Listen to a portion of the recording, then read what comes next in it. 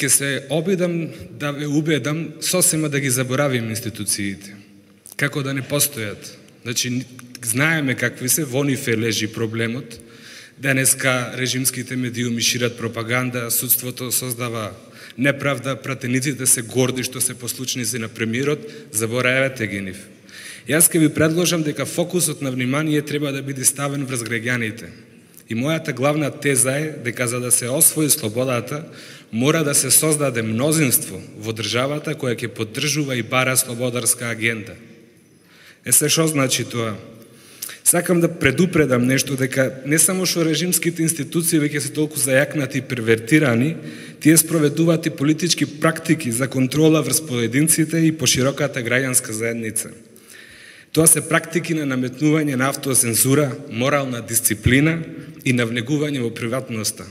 Ако сте го читали Исаја Берлин, има кај него еден цитат како ги дефинира тоа овие практики, вика тоа е дресура на поединците. Дресура кој создава животни навики и начин на мислење со цел да се заштити поредокот од ненадејни удари или од постепено распаѓање.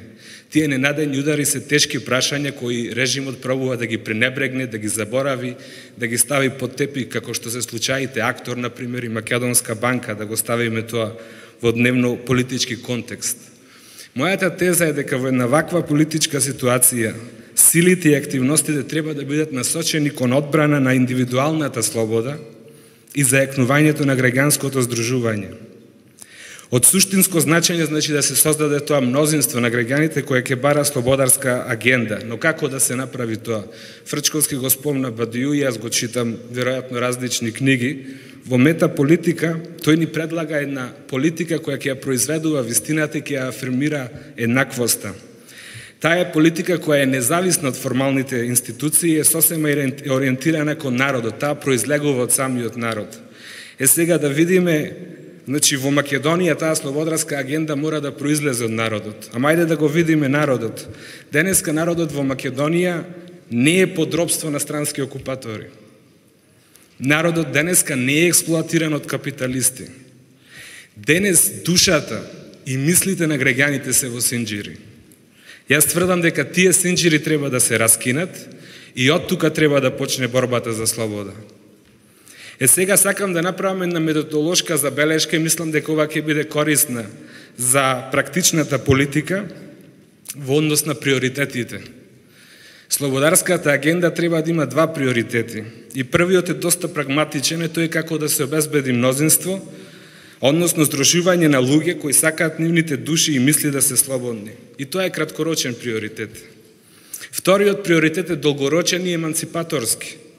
Тој се однесува на тоа како да се шири слободата, како да се зголеми инклузивноста, како да се почитуваат разликите и како да се негува толеранцијата. Тие приоритети не треба да се мешаат, но ни едниот не треба да се жртвува во однос на другиот. Има тврдење во јавноста, бидејќи оваа дискусија како да ја освоиме слободата да го промениме режимот, не се води само овде и на други места и во тек. Некои тврдат дека само политичка сила, која ќе биде подеднакво популистичка и нахална, може да го промени овој режим. Јас во тоа не верувам и не можем да го прифатам. Јас верувам дека овој режим ќе биде совладан од политичка сила која ќе биде подобра и која ќе обезбеди мнозинската поддршка на граѓаните. Затоа сакам да ги посочам според мене главните поенти кои би требало да дадат суштината и формата на слободарската агенда. Сите истражувања покажуваат дека најголем дел од граѓаните во Република Македонија се социјално конзервативни. Тоа значи дека тие очекувањата за решавање на нивните социјални и екзистенцијални прашања ги ставаат во рацете на државата. Ги почитуваат севејните вредности и се религиозни. Авторитарниот режим го знае, ова како што го знаеме и ние, го користи за да се прикаже сроден по вредности, но ги уценува луѓето со нивната социјална стабилност. Во исто време истражувањата покажуваат дека граѓаните поддржуваат демократија, односно бараат слобода на одлучување. Слободарската агенда мора да им понуди, да ги убеди граѓаните дека тие ќе бидат социјално сигурни без да трпат уцени. Граѓаните во Македонија треба да имаат економска иднина без да бидат зависни од партијата која е на власт. Од тука добри се предлозите за враќање на средна класа, за фер даночен систем, за минимален приход за пристоен живот кои треба да се надополнуваат. Граѓаните мора да бидат убедени, да ги убедиме луѓето, дека ако ги прифатат уцените од режимот и ја трампаат нивната поддршка за основна социјална сигурност, што го прават во континуитет преку 4 министерства кои Пендаровски ги истакна на портфолиото, тогаш тие влегуваат во доброволно робство. Нивната економска ситуација и лична ситуација нема да се подобри, а во континуитет осиромашуваат.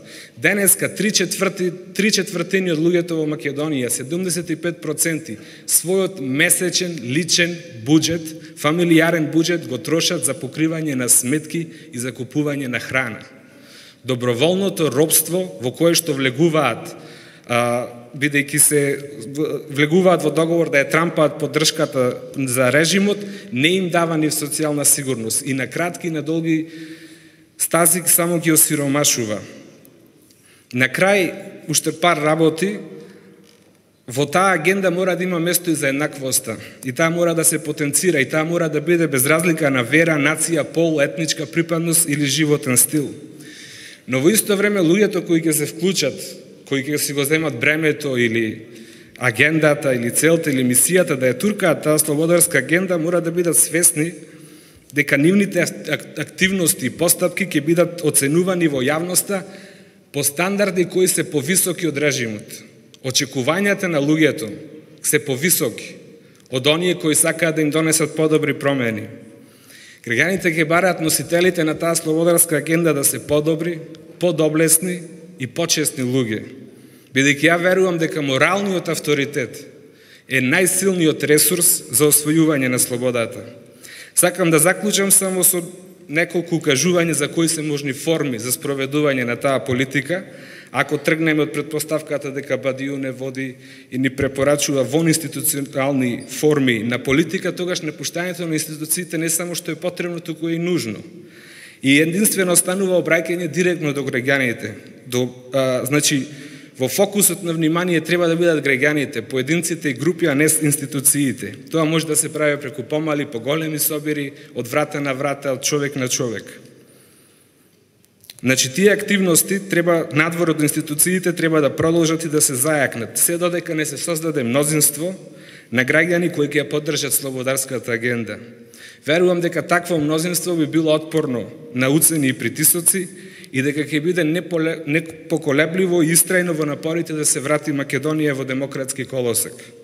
Така ќе успееме да ја вратиме слободата и демократијата и на крај ќе ги ослободиме сите демократски институции кои моментално се под контрола нова режимска власт.